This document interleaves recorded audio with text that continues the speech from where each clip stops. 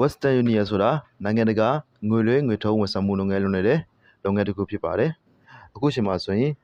ဒီ Western Union ကနေနိုင်ငံပေါင်း100ကျော်အထိကိုငွေလွှဲငွေထုတ်ဝန်ဆောင်မှုလုပ်ငန်းလုပ်ဆောင်ပေးနေပါတယ်ကျွန်တော်တို့ဒီခုမလေးရှားကနေမြန်မာနိုင်ငံကို Western Union နဲ့ငွေဘယ်လိုလွှဲမှာလဲဆိုတာကိုကျွန်တော်ရှင်းပြပေးသွားမှာဖြစ်ပါတယ်ဘာကြောင့်လဲဆိုတော့ဒီ Western Union ကတစ်ခါတလေဆိုရင်မြန်မာစံတွေထက်ပိုပြီးတော့ငွေစည်းတွေကများတဲ့ခါလေးများပါတယ်အခုချိန်မှာတော့ဒီ Western Union ကမြန်မာဆိုင်တာငွေစည်းတော့နည်းနေပါတယ်ဒါပေမဲ့အရင်တော့ဆိုရင် Western ဆိုင်တွေကမြန်မာဆိုင်တွေထက်ငွေအနည်းဆုံး10-20အဲ့လိုအကော်တွေရှိတာပေါ့နော်အဲကြောင့်ကျွန်တော်တို့Western ကများတဲ့အခါ Western ကလွှဲပြီးတော့မြန်မာဆိုင်ကများတဲ့အခါမြန်မာဆိုင်ကနေလွှဲပါတယ်အခုကျွန်တော်ဒီနေ့တင်ပြပေးသွားမှာကဒီ Western Union ကနေမလေးရှားမှာရှိတဲ့မိတ်ဆွေတွေအတွက်ပေါ့နော် Western Union ကနေမြန်မာနိုင်ငံကိုဘယ်လိုလွှဲကူးစွန်နဲ့ဘယ်လိုငွေလေးရမလဲဆိုတာကိုကျွန်တော်ရှင်းပြပေးသွားမှာဖြစ်ပါတယ်ဟုတ်ပါတယ်ဗီဒီယိုလေးကိုမစတင်ခင်မှာကျွန်တော်ရဲ့ channel လေးကို like and subscribe မလုပ်သေးဘူးဆိုရင်အခုပဲလုပ်ထားပေးကြဖို့ကျွန်တော်တောင်းဆိုချင်ပါတယ်ဒီ Western ရဲ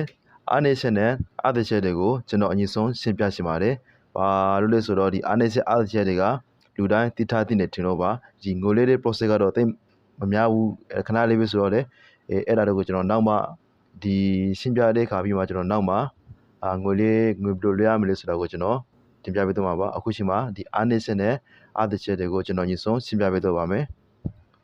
Western ရဲ့အားသာချက်တွေကတော့သူရဲ့ငွေလေးစင်းနှုန်းကတော့ပုံမှန်သတ်မှတ်ထားပါတယ်ပြီးတော့သူရဲ့ငွေလေးတာကလည်းမြန်ဆန်ပါတယ်အခုလွှဲလိုက်ပြီဆိုရင်နောက်ထပ်နိုင်ဝက်တော့မကြပါဘူးသူရဲ့ပတ်စံကကျွန်တော်တို့မြန်မာနိုင်ငံကိုတင်ပြီးထုတ်လို့ရပါမြန်မာနိုင်ငံကနေတင်ပြီးတော့ထုတ်လို့ရပါတယ်တကယ်တော့မြန်မာနိုင်ငံကနေမထုတ်ဖြစ်ခဲ့ဘူးဆိုရင်တော့ကျွန်တော်တို့ဒီကိုလက်ထက်မှာရှိတဲ့Western Union ရဲ့ receipt က MCTN နဲ့ပဲနဲ့ကျွန်တော်တို့ကြိုက်တဲ့ Western Union ကိုတွားပြီးတော့ကျွန်တော်တို့ငွေသားကိုပြန်ပြီးတော့ထုတ်လို့ရပါတယ်ဒါကတော့ Western Union ရဲ့အားသာချက်တွေပေါ့နော်အားနည်းချက်ကဘာလဲဆိုတော့ကျွန်တော်ဒီ Western Union ကမြန်မာနိုင်ငံမှာရှိတဲ့ဘဏ်အကောင့်တွေတိုင်းကိုကျွန်တော်တို့လိုက်ပြီးတော့အကောင့်ကိုလွှဲပြလို့မရပါဘူးအခုချိန်မှာတော့ကျွန်တော်တို့လွှဲဖူးတာကတော့အဲ့ဒီ corporate ပဲပေါ့နော်အဲ့ဒီ CB ဘဏ်တစ်ခုကိုပဲကျွန်တော်တို့ဘဏ်အကောင့်တွေကိုထည့်လို့အဆင်ပြေပါတယ်ကျန်တဲ့ဘဏ်အကောင့်တွေကတော့ကျွန်တော်တို့ဘေးဘဏ်အကောင့်ကိုမှထည့်ရတာအဆင်ပြေပါဘူးငွေသားထုတ်မယ်ဆိုတော့ဘေး Western Union Western Union ရှိတဲ့ဘဏ်တိုင်းမှာမဆိုကျွန်တော်တို့ငွေသားကိုတော့ထုတ်လို့ရပါတယ်ဒါပေမဲ့ဘဏ်အကောင့်ထည့်မယ်ဆိုရင်ဒီ CB ဘဏ်ကလွှဲရင်ကျန်တဲ့ဘဏ်တွေအကုန်လုံးဟာဖွင့်နေစကြပါပဲထုတ်လို့ကိုမရပါဘူးဒါကတော့ Western Union ရဲ့အားနည်းချက်တွေပါဟုတ်ပါပြီအဲ့တော့ကျွန်တော်တို့ Western Union ကနေငွေဘယ်လိုလွှဲရမှာလဲဆိုတာစလိုက်ကြအောင်ပထမအဆုံး Western Union ကနေငွေလွှဲမယ်ဆိုရင်ကျွန်တော်တို့Western Union ရှိတဲ့ဆိုင်ကို Western Union ရှိတဲ့နေရာတစ်ခုကိုသွားလိုက်ပါဒီမလေးရှားနိုင်ငံရဲ့နေရာတိုင်းမှာ Western Union ဌာနတွေကအများကြီးရှိပါတယ်ဆိုင်တွေမော်တွေမှာဖြစ်ဖြစ်shopping mall တွေမှာဘယ်နေရာမှာဆို Western Union ကတော့နေရာတိုင်းမှာနေရာတိုင်းလိုရှိပါတယ်ကျွန်တော်တို့အဲ့ဒီ Western Union ရှိတဲ့နေရာကို Western Union ဆိုင်ကိုသွားပြီးတော့ကိုကငွေလေးမဲ့လူဆိုတော့ငွေလေးမဲ့လူကလိုအပ်တဲ့က passport စာအုပ်လိုအပ်တယ်ဒါမှမဟုတ် passport စာအုပ်မကိုင်ရဘူးမရှိဘူးဆိုရင်ကျွန်တော်တို့ပါမေးမိတ်တူဆိုရပါတယ်ကိုရဲ့ပါမေးမိတ်တူရဲ့ပြီးတော့ကိုရဲ့ဖုန်းနံပါတ်ရဲ့ကိုရဲ့လိပ်စာရဲ့ကျွန်တော်တို့ဒီလိပ်စာကတော့ဒီကို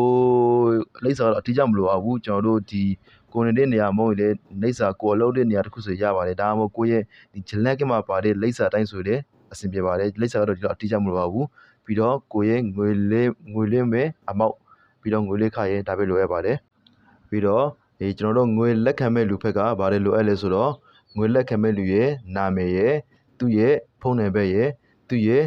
့မဲ့ပုံကျနံပါတ်ရဲ့ဒါတပဲလိုရပါတယ်ကျွန်တော်တို့ဒါတဲ့အကုန်လုံးပြည့်စုံပြီဆိုရင်ကျွန်တော်တို့ကြိုက်တဲ့ Western Union ဆိုင်ကိုသွားပြီးတော့ကျွန်တော်တို့ငွေလေးလို့ရပါပြီအရင်ဆုံးကျွန်တော်တို့ဆိုင်ကိုသွားပြီးတော့ကောင်တာမှာရှိတဲ့တယောက်ကိုကျွန်တော်တို့ငွေလေးမယ်ဆိုပြီးတော့ပြောပါပြီးတော့သူ့ကိုစင်မှာရှိတဲ့ဘယ်နိုင်ငံသူကဘယ်နိုင်ငံလဲဆိုပြီးတော့မေးပါလိမ့်မယ်မြန်မာဆိုရင်မြန်မာနီပေါဆိုရင်နီပေါကိုနိုင်ငံကိုပြောပြီးတော့ကျွန်တော်တို့ငွေလေးမဲ့သူရဲ့ငွေလေးမဲ့သူကကိုရဲ့ဂျလန်ကဒါမှမဟုတ်မဲ့ပုံpassport ဒါမှမဟုတ်ကိုရဲ့ဂျလန်ကကိုပေးပြီးတော့ခဏလေးဆောင်ပါသူတို့လွယ်တဲ့အချက်လက်တွေကိုဖြည့်ပြီးရင်ကျွန်တော်တို့ငွေလက်ခံမဲ့လူရဲ့အချက်လက်တွေကိုတောင်းပါလိမ့်မယ်အဲ့ခါကျွန်တော်တို့ခုနပြောတဲ့အတိုင်းငွေလက်ခံမဲ့လူရဲ့နာမည်ရဲ့ဖုန်းနံပါတ်ရဲ့မဲ့ပုံကျင်တွေကိုပေးပြီးတော့ ခဏလေးစောင့်လိုက်ရင်သူတို့စီကreceipt ပေါ့နော် receipt တစ်စောင်ထွက်လာပါလိမ့်မယ်သူတို့ဒါအမားလာမယ်လားတိုက်ချဖို့ဆိုပြီးတော့ receipt တစ်စောင်ပေးပါလိမ့်မယ်ကျွန်တော်တို့အဲ့ဒီစာရွက်မှာပါတဲ့နာမည်တွေကိုလွှဲမဲ့ငွေအမောက်ကဘယ်လောက်လဲအဲ့ဒါတွေအကုန်လုံးတိုက်ကြည့်ပြီးတော့ကျွန်တော်တို့အဲ့ဒီစာရွက်လေးမှာလက်မှတ်ထိုးပြီးတော့သူတို့ကိုပြန်ပေးလိုက်ပါအဲ့ဒါတွေပြီးရင်သူတို့စီကနောက်ထပ်ဒီ MCTN နံပါတ်ပါတယ်စာရွက်တွေ့ပေးပါလိမ့်မယ်အဲ့ဒီစာရွက်ကကျွန်တော်တို့စီကိုတွေ့ရတယ်သူတို့စီမှာလက်ခံတွေ့တင်လာပြီးတော့အဲ့ဒီမှာပါတဲ့ NCTN နံပါတ်နဲ့ကျွန်တော်တို့ငွေ